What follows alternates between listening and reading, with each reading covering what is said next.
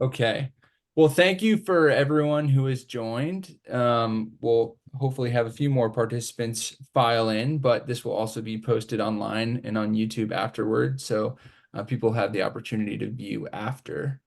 So tonight we are excited to bring you a slightly different format from what we've used in the past to keep things fresh for the audience. Instead of our typical webinar format, tonight we'll feature a conversation between Dr. William Shankle from the Shankle Clinic and Dr. Sahil Chopra from Empower Sleep. Their discussion will focus on the importance of healthy sleep habits for ensuring strong brain function. My name is Connor Handy. I'm a friend of the Shankle Clinic, and I'll be facilitating introductions here and some of their conversation, as well as a Q&A at the end of our time if we have some time for that. So before we get started, just a few housekeeping items. As mentioned, our session will start with a conversation between our experts, and then we'll open things up for a Q&A.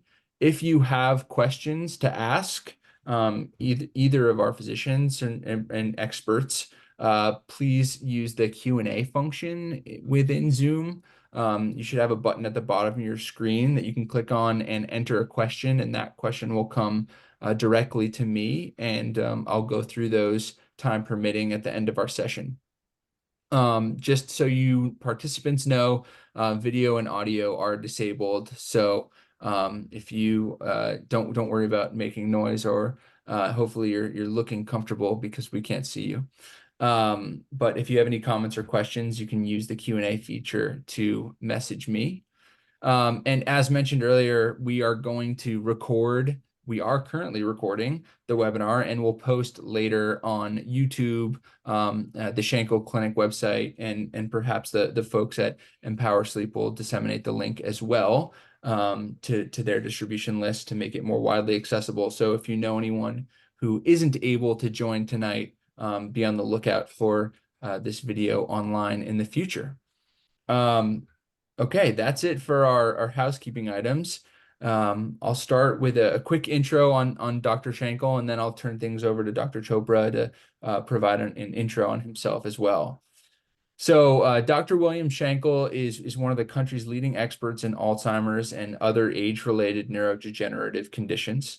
He spent over 3 decades treating patients fighting these diseases, conducting research to advance our knowledge of the brain, and developing new treatments to delay or prevent the progression of cognitive impairment. In 1997, Dr. Shankle founded the Shankle Clinic, a neurology practice headquartered in Newport Beach, focused on the management and treatment of neurodegenerative conditions. Prior to founding the Shankle Clinic, Dr. Shankle served as the clinical director for Alzheimer's Research Center at UC Irvine, which he co-founded. He also served as the director of Memory and Cognitive Disorders program at Hoag Neurosciences Institute.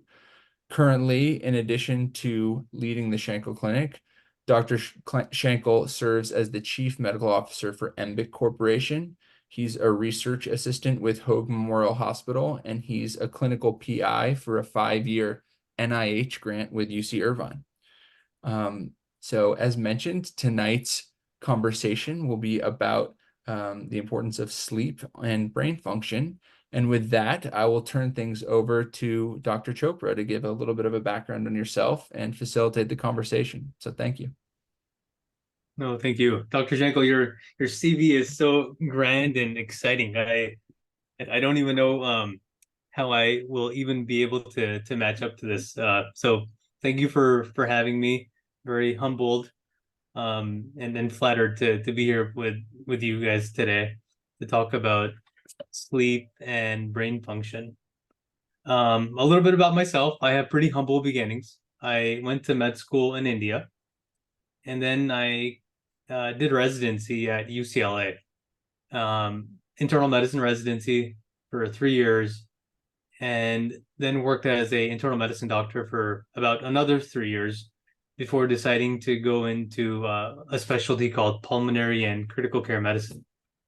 Luckily, I matched in at Loma Linda, where just the busyness of fellowship, along with the busyness of having a young family, got me in a situation of acute sleep deprivation, and I became very interested in sleep medicine as a field. And the other thing that happened at that time was, as a pulmonary fellow, we would see patients in pulmonary sleep apnea clinic, and it would take patients months to get in. It would take them months to get a sleep test, and then months to get started on treatment. And I just became like really frustrated with an inefficient system. And because I personally was like not feeling well because of I was forgetful, had probably some mood issues, um, because I myself was not sleeping, didn't have the opportunity to sleep, I became interested in sleep and wanted to learn more. So luckily, I matched in Boston at Harvard to do my sleep medicine fellowship. And Harvard has a program that's a combined program between MGH, Beth Israel, Deaconess Medical Center, and Boston Children's Hospital. And I had the privilege to work with some of the greatest minds in the sleep field that really opened my eyes about the power of sleep. And what happens many times in medicine, in like the traditional care model, is um, we get caught up in just trying to manage a disease rather than trying to manage the health of that organ system. And what I mean by that is, it's improving, like solving or fixing someone's hypertension is a fundamentally different problem than in helping them improve their cardiovascular health. And the same thing is true for sleep, like helping somebody improve, like solve their sleep apnea problem, or helping them improve like insomnia issues is a very different problem than helping somebody improve their sleep health. Right? Like it's very different, because when you talk about the idea of sleep health, there's so many things that can be done. And I think Dr. Shankle, the same thing probably is applicable in neurology. Helping somebody, manage Parkinson's is very different than helping them manage their overall brain health. And I sort of became aware of that idea during fellowship. And ever since then, the idea has been, how do we at Empower Sleep um, continue to deliver sleep care that is focused on sleep health, while also at the same time helping people address sleep apnea, helping them address insomnia, restless legs, whatever sleep issue they may have. But the overall idea is, if you help someone improve their sleep health, they will feel substantially better. And we get to see that on an often basis. And so it's been really exciting. Um, we don't have a very long history. We started Empower Sleep about a year and a half ago, but even in a very short period of time, we now have a few providers, and we're seeing patients across 35 states. And just to give some context, everything that we do is through telehealth, the consultations, the sleep testing, the treatment.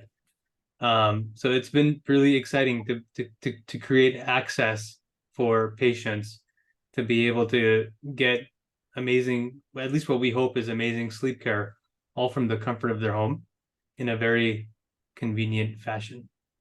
So, Connor, that's a little bit about myself, a little bit about what we're doing and how we sort of think about sleep. Perfect. Thank you so much.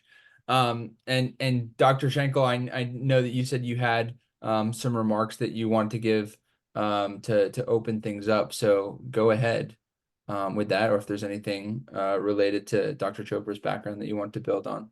Turn it over Oh, to you. well, I don't want to cut into Dr. Chopra's time, because it's nice to have a super expert to be able to talk with and learn from. I'll give you a little bit of a background on the impact of what we do, our behavior on how the brain functions. So let me share this slide with you. This is a recent study that just got published in the Journal of Alzheimer's Disease, and it's called the COCO trial. The COCO trial was done entirely in the Shankle Clinic, and it consisted of a double-blind randomized trial where individuals got the treatment group was given the lifestyle factors that affect the course of Alzheimer's disease. And they also had a life coach that helped them assure that they were complying with these recommendations, which have been well established by international studies to dramatically affect the course of Alzheimer's disease. The control group in the Shankle Clinic just received the lifestyle instructions without a life coach. And what you see on this bar graph is the blue bars represent the course of individuals over the course of the study. And it shows essentially that they show no cognitive decline over a period of years. The control group in the Shankle Clinic did show some cognitive decline without the life coach.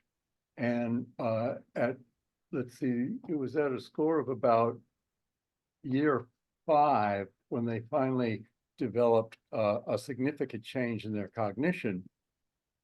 And if we compare that to the national standard of care, what you get out in the community, this is represented by the Alzheimer's Disease Neuroimaging Initiative, the largest database in the world on Alzheimer's.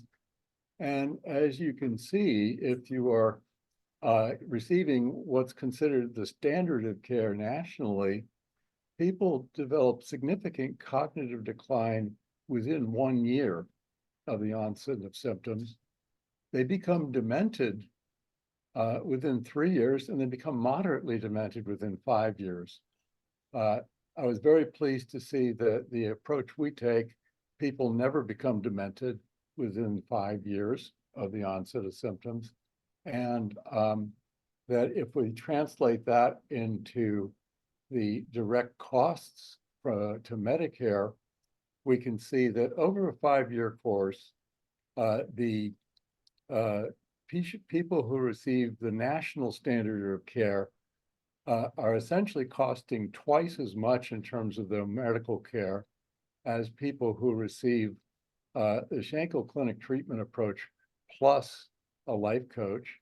And they're costing about 1.3 times as much, or a little bit more than almost twice as much as people who are receiving no life coach, but are receiving the Shankle Clinic standard of treatment.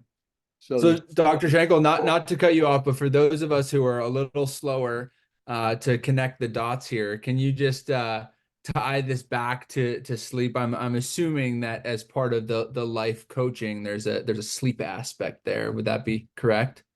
Yes, so Perfect. the big point here is that behavior matters, and part of the lifestyle factors that are critical are the sleep quality of individuals.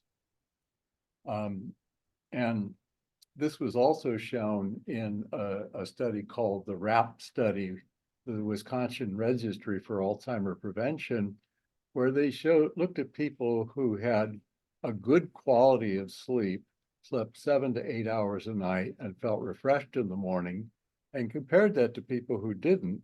And they looked at spinal fluid measures of Alzheimer's pathology, and they showed that people who don't get a good quality sleep, 7 to 8 hours a night, feeling refreshed in the morning, they had higher levels of the misfolded proteins of amyloid, tau, and they also had increased inflammation in their brain. So this is why I think it's so important to, first of all, recognize if there's a sleep problem, and then not just to take something, because there's many different causes of a sleep problem. In particular, Dr. Chopra is someone who can tell us a lot about the big ones that affect us, the REM behavior disorder, sleep apnea, and then people who can't stay asleep, they wake up frequently at night, or they have trouble falling back to sleep. Those are pretty much the comments I wanted to make. And I'd like to simply turn this over to Dr. Chopra to educate us. Yeah, no, thank you. I mean, I feel like there's a lot to unpack there. Before we start unpacking, I'm curious in this. I mean, first of all, congratulations. This is fascinating to see that something that was historically thought to have like no treatment or no sort of management that can change the slope of progression. Now we know that we have data to support these behavioral interventions can change the slope of progression for people who have this incurable, so to speak, problem. So that's phenomenal. That's super exciting. And my follow-up question is, I'm curious, in this life coach, what other than sleep, just for my own education, what else is in here? Okay. The lifestyle interventions were first established as effective by something called the finger study, come from Finland. It was a nationwide study, and they looked at 4 areas. One was physical exercise. The second was mentally challenging activities. The third was management of existing medical conditions and sleep. And the fourth was nutrition. And so those were addressed by a life coach that helped maintain compliance. We did the same thing in the Shankle Clinic and found an even bigger treatment effect than was found with the finger study. In fact, if you look at the newly approved drug for Alzheimer's, Leqembi, the effect was approximately a 20% effect size. Well, the COCO study had a 60% effect size. It was 3 times the effect of a drug that removes the disease. And it didn't have the risk of an increase, a 10% increase in brain hemorrhage if you take that drug. It didn't cost $40,000 a year. It didn't require intravenous infusion by a company. And the quality of life is far better than having to do all those things. Wow, that's phenomenal. Phenomenal with just with a combination of lifestyle interventions. Cool. No, thank you for clarifying. So sort of like tying lifestyle and brain function into sleep. You know, I guess we can start off with, for those of you who are not aware, sleep is sort of broken up into different stages. You have sort of this idea of non-REM sleep, which is in 3 different stages: stage 1, 2, and 3. 3 being the deepest form of non-REM sleep, and then we have this idea of REM sleep. And then non-REM stands for non-rapid eye movement, and REM being rapid eye movement. Dreams typically happen. The recollection of dreams is primarily from REM sleep. And when we look at sleep over a night, and you may have already heard of this, sleep happens in like these 90 to 120 minute cycles where you're awake, you go into stage 1, stage 2, stage 3, and then you go into REM, and then you wake up briefly, and then you go through these cycles of sleep over the course of the night. Well, the caveat is all of these cycles of sleep are not the same across the night. In the first half of the night, we have more of this deep sleep, like stage 3 non-REM sleep. And in the latter half of the night, we have more REM sleep. So in individual, that's why we remember dreams in the morning hours, because there's a higher distribution of REM sleep in the latter part of the night. And the other like really interesting thing is that during non-REM sleep, like deep non-REM sleep, is when cerebral blood flow is almost as close to its peak. And during that time, all of these proteins that Dr. Shankle was mentioning, tau, beta amyloid, and all of these toxins that build up over the course of the day, those get filtered through the brain's what's called the glymphatic system. So the glymphatic system has the highest amount of flow during the deepest stages of sleep. And if an individual does not have those deep stages of sleep, then the efficiency of filtering out all of these proteins that are harmful is presumably goes down. So not only is it that you don't want to wake up in the middle of the night, but we want all of our sleep stages to be as close to physiologic as possible. And the way at least we think about, or like most sleep physicians would think about sleep, is not just this idea of like 7 to 9 hours, because 7 to 9 hours comes out of like these population statistics of how much one should be sleeping, but rather you should have a healthy duration of sleep that is appropriate for your age. But on top of that, you want the timing of sleep to be at the right time, and you want the quality of sleep to be as high as possible.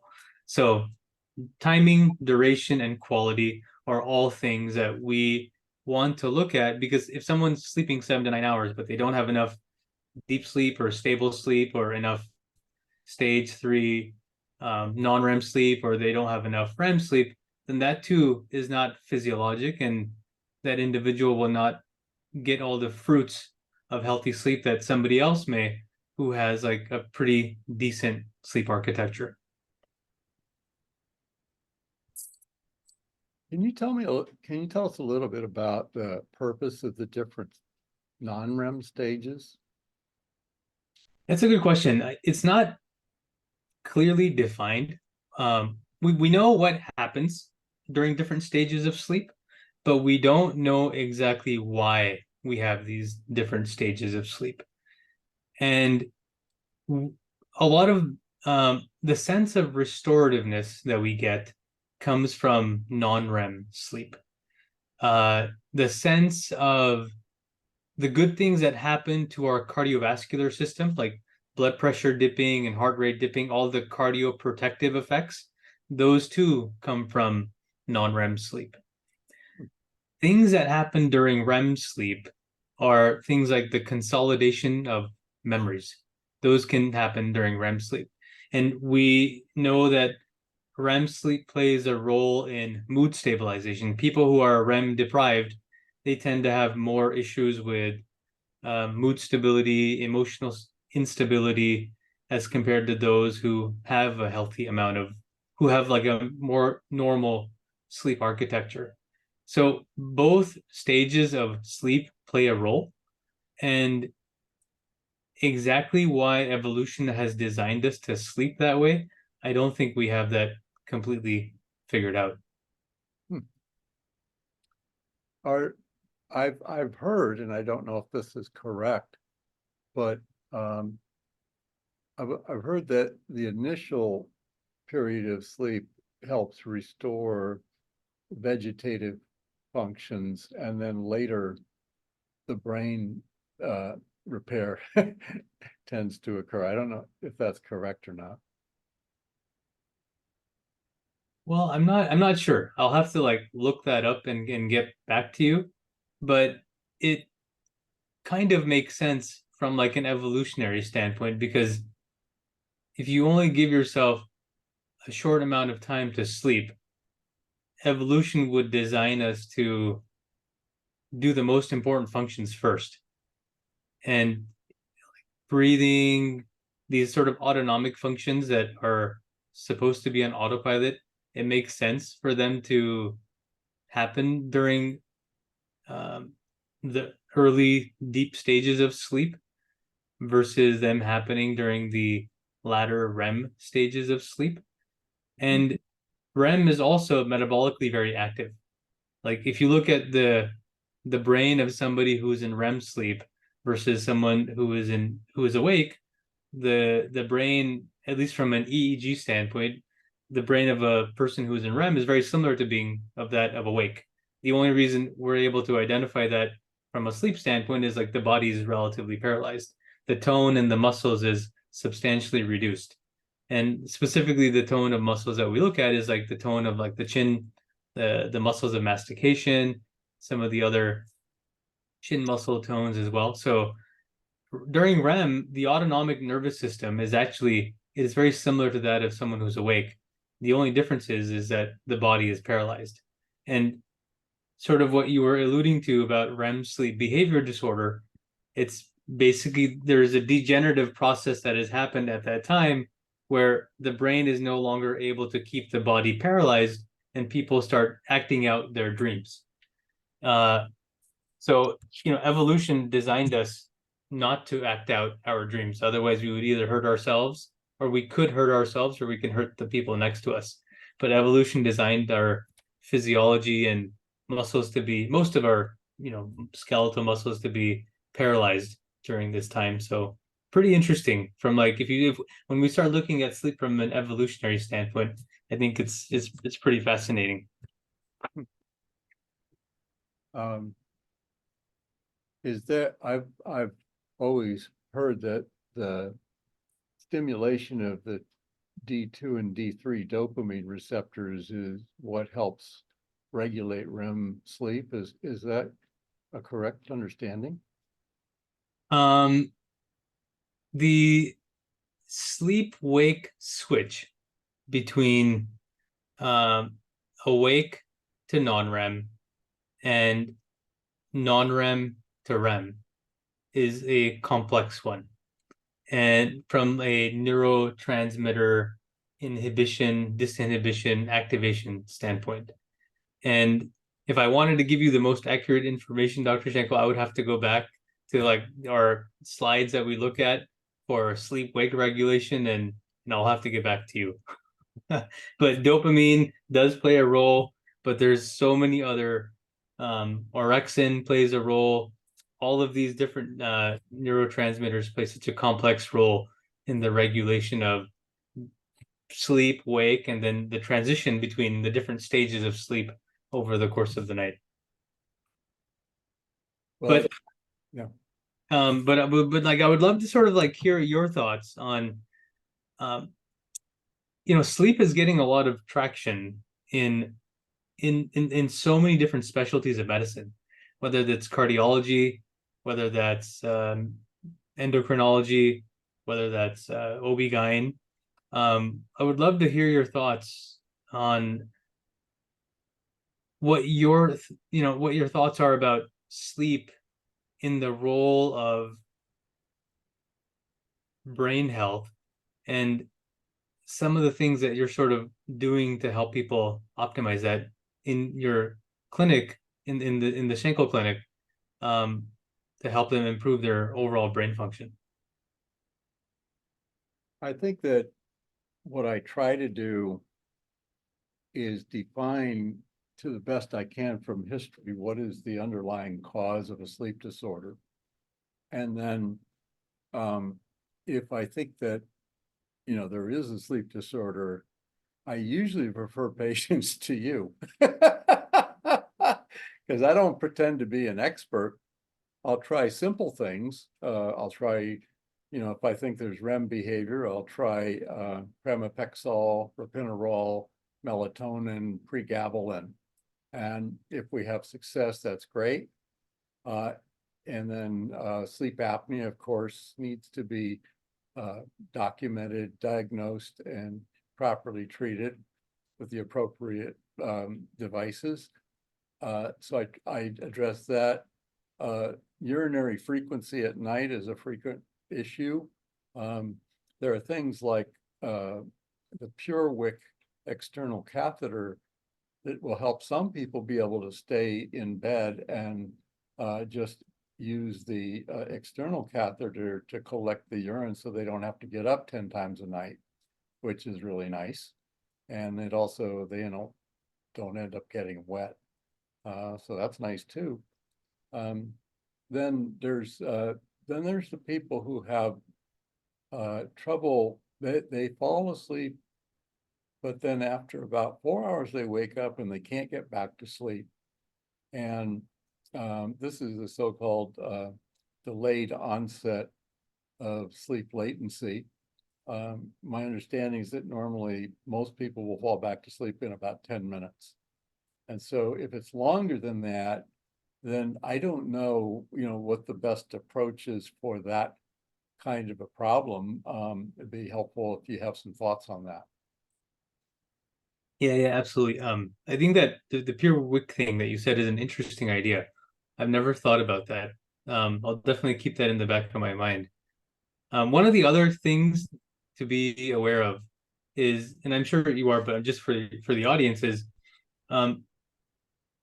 many times people who have nocturia or the need to use a restroom at nighttime, we just sort of assume that it's related to like a bladder issue.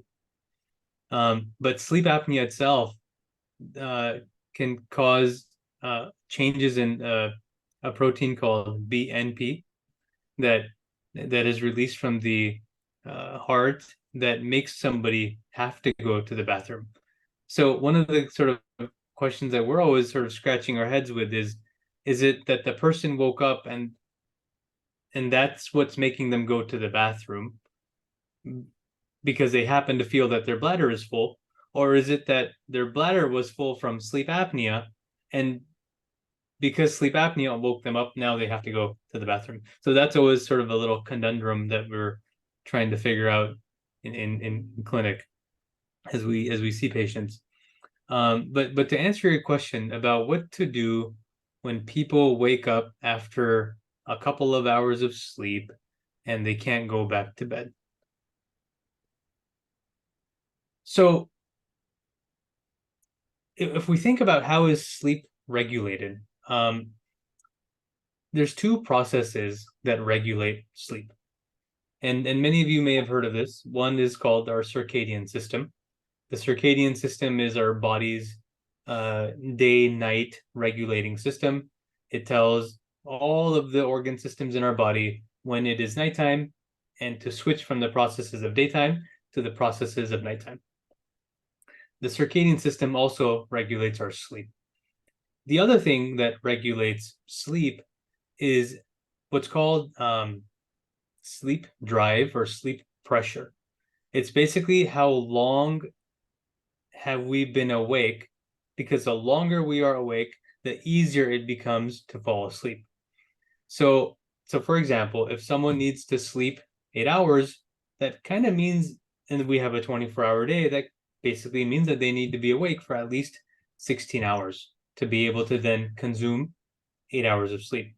So what happens is when someone does fall asleep, if they sleep for about 4 hours, they've burned off 50% of their sleep drive over the first 4 hours. So that appetite, that hunger for sleep is substantially reduced as compared to where they were to begin with. So the fundamental question that we then have in these individuals is, did they take any naps during the day? Because if they're consuming a 30-minute or a 1-hour nap during the day, well, guess what? It's coming out of it's reducing the pressure to sleep. You might be able to fall asleep, but as you start falling asleep, you no longer have that drive to stay asleep. So eliminating any daytime napping to someone who has what's called sleep maintenance insomnia, the inability to stay asleep, is really the first step. The other thing that we always recommend and almost prescribe, like we recommend this in a prescriptive nature, is we try to figure out what's like the average amount of time somebody's actually sleeping versus the amount of time that they're spending in bed. So for example, let's say someone is spending 10 hours in bed and they're only sleeping 7 hours. Well, what's going to happen over a course of time is those 3 hours are going to get put into your total time in bed, either partially in the beginning, it could be in the middle of the night, it could be the latter part of the night, it could be in the morning hours. So when we give ourselves too much time for sleep opportunity, those periods of wakefulness will disrupt our sleep.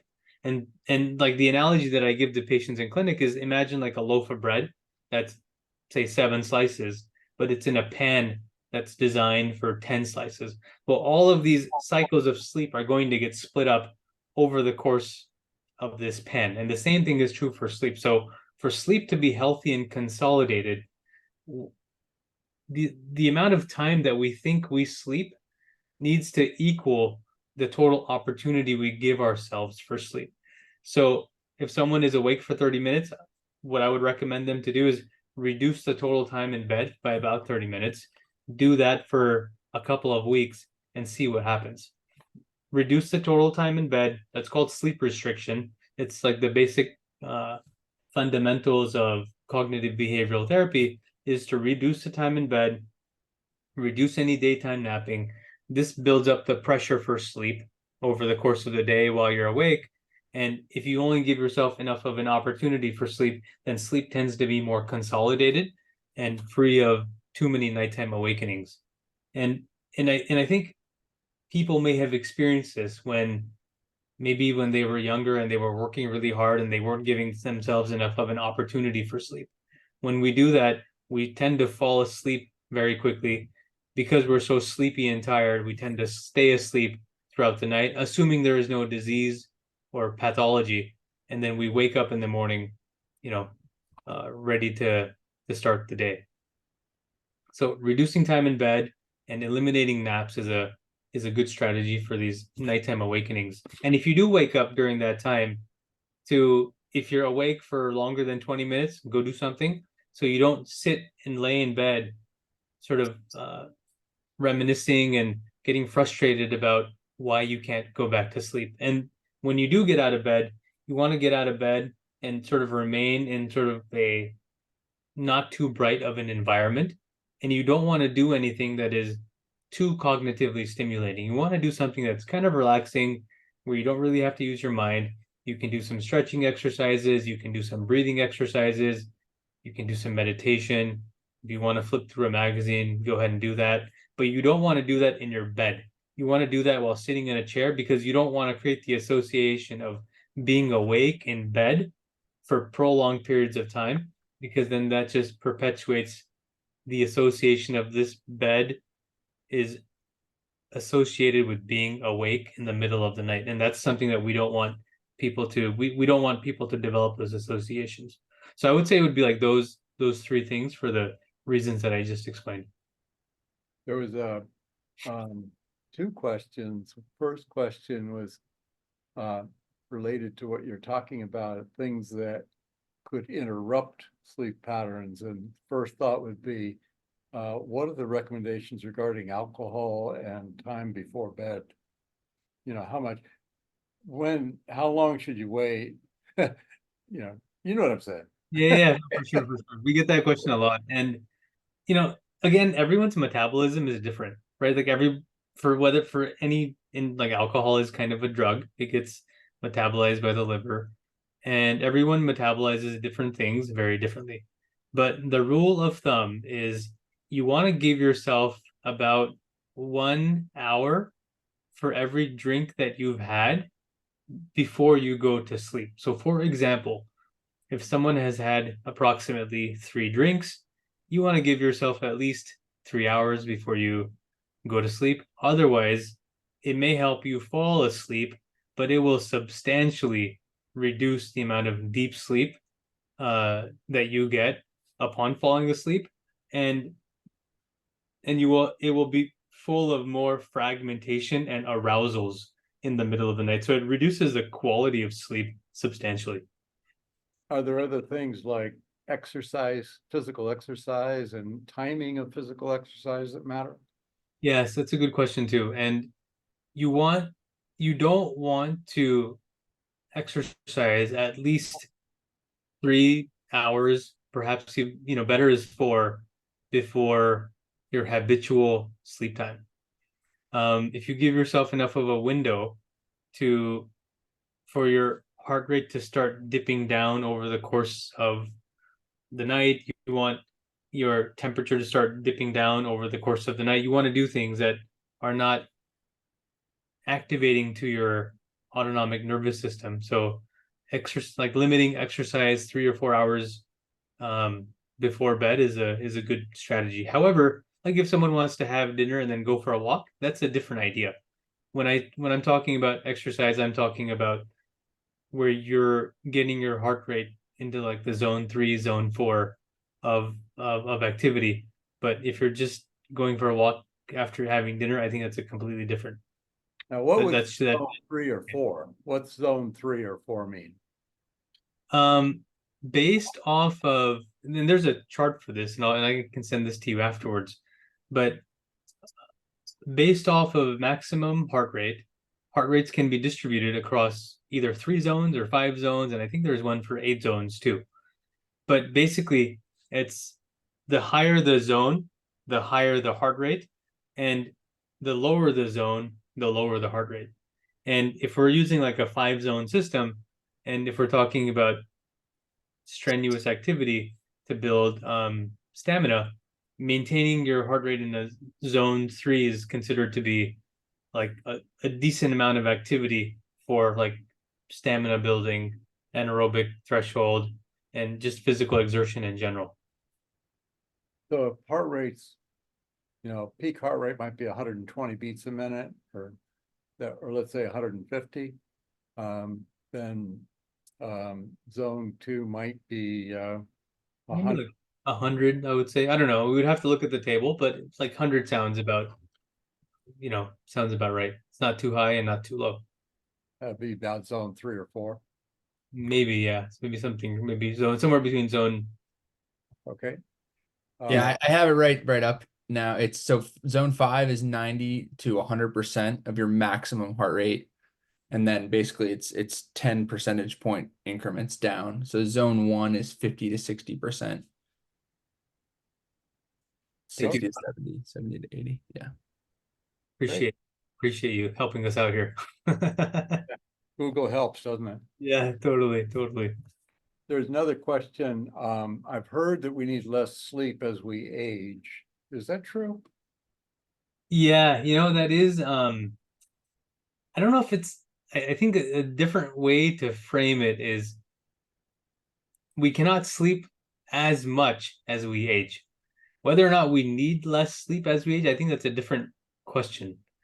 But if you look at what happens to sleep over time, there's a really beautiful diagram that looks at from like age, I think 10 or 12 over to age 80.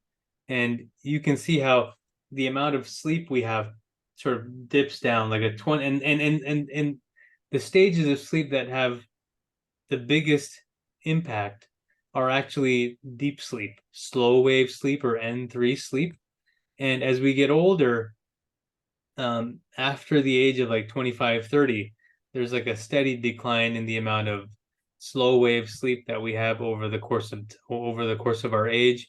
And there's actually an increase in the amount of periods of wakefulness that we have as we get older also. So that has to be taken into account when we're getting a sleep history. And if someone says, my cumulative time of being awake is 10, 15, 20 minutes, then part of that could actually be normal, as long as they're, relatively feeling rested and they're sleeping okay. So that should be definitely taken into account. So a couple other questions have come up. What treatment options are available to those with sleep disruption difficulties? Yeah, it's a great question, and it sort of depends on what's the driver of the disruption. And as you're probably aware, if someone has restless leg syndrome, and that's causing sleep disruption, the treatment of that is very different.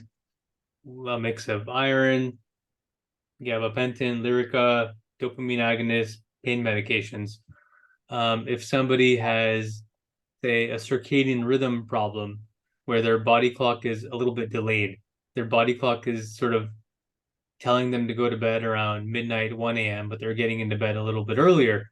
In that situation, darkness and melatonin at night with light during the day is a good strategy to align and re-entrain our body clock to the time where we want it to be. And these body clocks can be shifted backwards or forwards.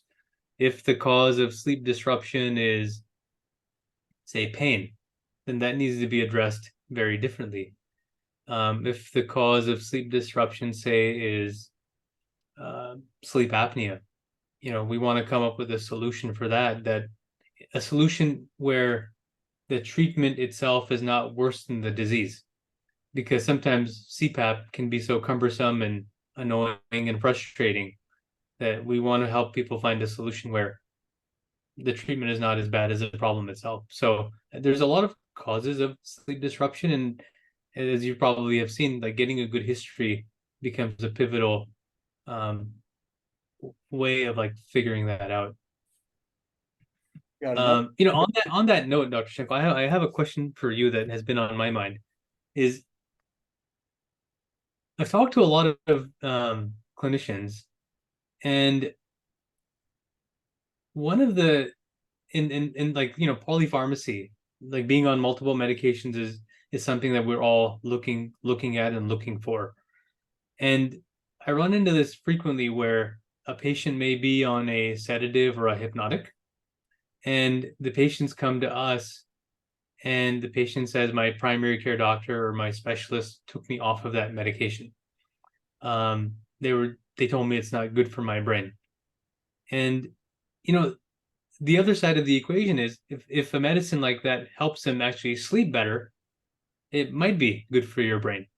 And I'm just curious, would love to get your thoughts on this and sort of how you navigate these conversations, and what do you do when you have a patient that is on a sedative or a hypnotic who may also have cognitive impairment to some extent, and we're just because I can imagine it being a bit challenging, but would love to hear your thoughts on how you navigate those situations. Well, that's, I would say that first question I would have is, how do you feel in the morning? Do you feel refreshed? That is a pretty big indicator to me that the sleep quality is better on whatever treatment they have. Second one I would look at is, whatever the treatment is, what is the duration of action? A lot of the so-called sleep sedatives, the tranquilizers, the benzodiazepines, you can choose a short-acting benzodiazepine that's mostly gone by the time you wake up. But if it's something like clonazepam, which has 36, 48, 72-hour half-lives, then it's not gone. And one of the functions of these tranquilizers is to block short-term memory, which is not a great thing if a person already has a memory problem. So if they are using something that seems to be helping, try to pick a member of that class that is short enough so it's mostly gone by the time they wake up in the morning. That would be, one factor. And the second would be, I have just basic questions about what's being treated. Are they basically trying to treat sleep apnea with a tranquilizer? And, so my usual approach is to ask them to get a sleep study. And having sleep apnea myself, and having been helped by you a lot, I believe very strongly in diagnosing the underlying cause and treating the underlying cause. That's usually a much more effective treatment and results in fewer medications and is better for people overall. So yeah, I'm a big believer in defining the underlying cause of a problem and treating that cause, and then measuring the effect. And what I typically see when people get an effective sleep solution is their cognition improves. And so not only does it improve on the short term, but also it's lowering the production of the misfolded proteins and the inflammatory products.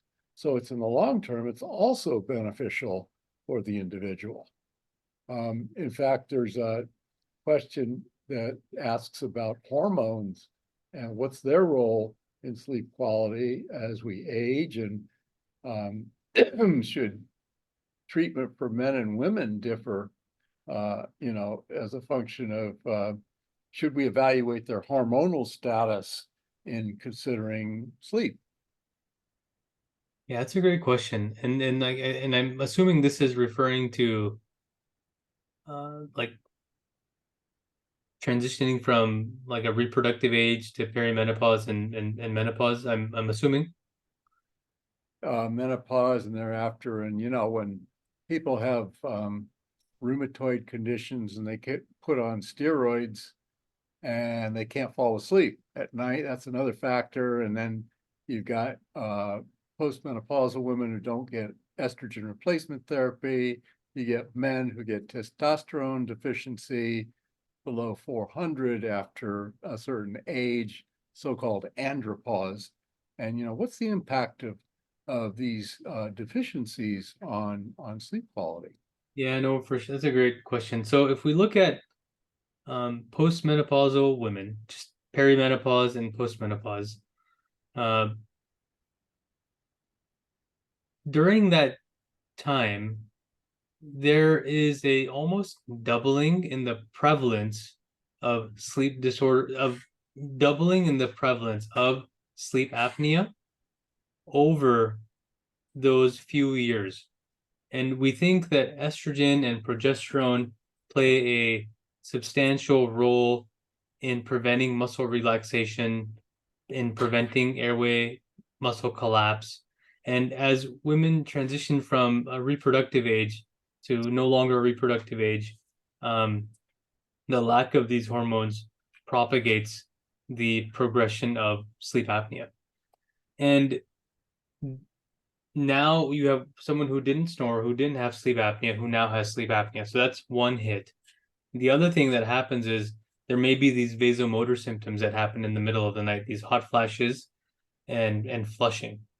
That also disrupts sleep. The third thing that happens is now, because women unfortunately are not sleeping as well, they may feel tired, irritable during the day. They may take some naps during the day to compensate for the lack of sleep. And then sleep, as I was talking about, this idea of sleep drive, and you need to be awake for a certain period of time to be able to consume enough sleep. At nighttime, you can see how this can be a very bad, vicious cycle of like a very vicious downhill spiral for women who are transitioning from a reproductive age to menopause, both because of the fragmentation of sleep from these vasomotor symptoms, the prevalence of sleep apnea, and just mental health issues, and just overall substantial disruption of sleep. In men, and I don't know if the absence of testosterone disrupts sleep. But what we do know is people who have sleep apnea have lower testosterone levels. So people who have sleep apnea, there is a higher prevalence of hypogonadism, or higher prevalence of low testosterone levels in people who have sleep apnea. And sleep apnea gets worse. The prevalence of sleep apnea goes up as we get older. So, this is an interesting thing for me to look up, where if the absence of testosterone causes sleep apnea. I don't think it does, but I will double check. But sleep apnea itself causes a reduction in testosterone. And as we get older, sleep apnea burden goes up. So that could be the reason why some of these people have low testosterone levels. In fact, we see that many times we get referrals from endocrinology all the time for young males who, because of symptoms of fatigue, got diagnosed with low testosterone levels, and we just do a sleep test for them and we find they have substantial sleep apnea. And if you treat the sleep apnea, then testosterone levels come back to closer to physiologic levels as compared to before. It might be a fascinating, I'll bet you've probably gotten patients referred because they have had to use Viagra, and they may end up having testosterone deficiency. The other thing I wanted to mention is that testosterone breaks down to estradiol, estrogen. So if you have testosterone deficiency, you will also have estradiol deficiency, which may be why low testosterone leads to an increase in sleep apnea. Interesting. Maybe, potentially. You know, the other interesting thing is treating sleep apnea if somebody does have like erectile dysfunction and they're on Viagra. Treating sleep apnea. So during REM sleep is when like these nocturnal erections typically happen. And sometimes sleep apnea is worse during REM sleep. Sleep apnea can either be REM dominant or non-REM dominant.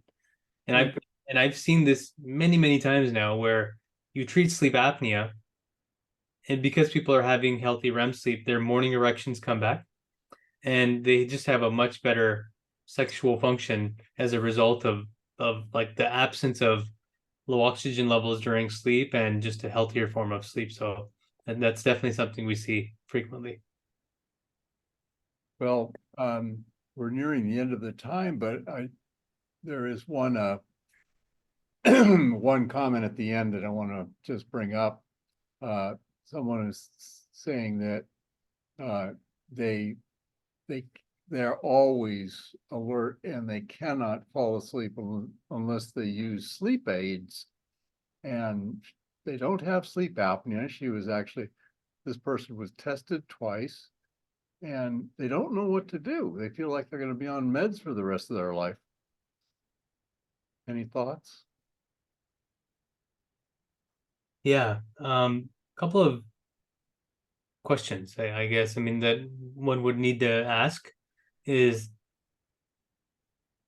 is this a sleep onset problem, a sleep maintenance, or a sleep maintenance problem? I think And it's onset. you think it's onset? Yeah. The two most common, maybe like I would say three common causes of sleep onset insomnia. One is restless legs, the prevalence of RLS that makes it difficult for one to fall asleep at nighttime. The second is actually a circadian rhythm problem where the um, that individual is just not biologically ready to sleep at that time, but they are forcing themselves to get into bed. And if somebody is not ready to sleep, but they are getting into bed, well, guess what? They're going to be awake for a decent amount of time before your body is actually primed for sleep. And the last thing we want to do to ourselves is be awake laying in bed.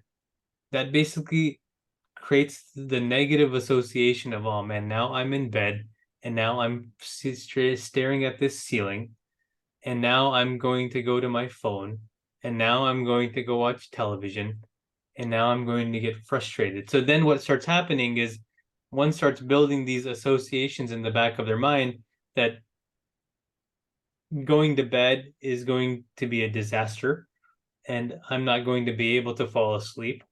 And retraining of the mind and breaking these old associations that are not conducive to sleep need to be replaced with associations that are conducive to sleep. So if there is a circadian rhythm problem, that needs to be addressed. And then if there's like bad sleep associations through bad habits, that needs to be addressed too. So those would be like the three top things that come to my mind from when someone tells me I have sleep onset issues. We'll have to get that person to evaluate for a circadian rhythm problem. Yeah, because you know, trying to create sleep out of wakefulness is really hard. Yeah. You know, like if you're physiologically not ready to sleep, getting a sedative or a hypnotic or a tranquilizer only makes you drowsy. Sleep will happen once your physiology is ready for sleep. And getting the physiology ready for sleep is a circadian rhythm thing. So getting the body to switch from the processes of daytime to the processes of nighttime is all a circadian rhythm process. So getting someone to align the timing of their biologic night to the time of when they get into bed, that needs to be like as aligned as possible. Because if it's not, then you'll go to bed either really tired really sleepy, or you'll go to bed not sleepy enough, and then it just sort of it can result in problems. Well, And with all of this, I was saying with all of this like external lighting that we have, I mean circadian rhythm problems are it's sort of like you have to. I'm kind of a stickler at home about dimming the lights after 8 p.m. and just making sure the kids aren't watching television, and just you want the natural, melatonin levels to start rising because light inhibits endogenous melatonin, and melatonin is the hormone that sets the rhythm of our night. And if you just naturally allow that in fact, there's a really cool study. Sorry, I know we're going over time, but I think this is really useful for your Totally audience. fine. Yeah, please. Talking about um, lifestyle and behaviors. There's a researcher out of University of Colorado in Denver, circadian science researcher. They took a group of people who quote unquote had symptoms of insomnia, and they took them on a camping trip for like, I don't know, it was like a week or something. All of their symptoms of insomnia went away. Like I'm referring to sleep onset insomnia. And basically all what was happening is like their circadian rhythm was getting re-entrained with real darkness outside and real daylight in the morning hours. Just by recreating that environment within your home can solve a lot of problems when it comes to symptoms of insomnia. So I'll finish there, but I just thought it just emphasizes how important lifestyle is for the process of sleeping. And as humans, as a species, we're designed to sleep. And all we need to do is give ourselves that environment to be able to do it. And it's not supposed, it's kind of like breathing. Breathing should be effortless. So should sleep. If we create the right environment for that allows us to sleep, then sleep is an effortless process. Many times we've goofed up and we didn't create the right environment to sleep, knowingly or unknowingly, and that results in a whole bunch of problems. Absolutely. Well, thank you both so much. This has been incredibly insightful. I think, yeah, on that note, there are certainly some steps that we can all take away from this.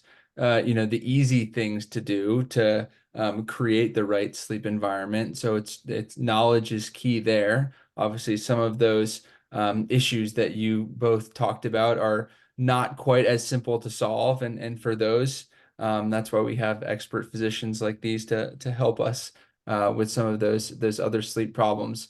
But thank you both for taking the time to share tonight. Thank you for all the participants who have stuck with us a little bit over the hour. Again, this will be posted online for anyone who wasn't able to view. I'm off to deal with a toddler and a baby in the background who are currently resisting sleep despite being in their cribs. And I hope that you all have a wonderful night. Thank you again to Dr. Chopra and Dr. Shankle for sharing with us. Yes, thank Thank you. you. And hello to our visitors on camera. Take care. Thank you, Dr. Schenkel. Thanks, Connor. Okay, sweet dreams. Thank you. Bye-bye. Yes, absolutely. Thank you all so much. Cheers. Good night.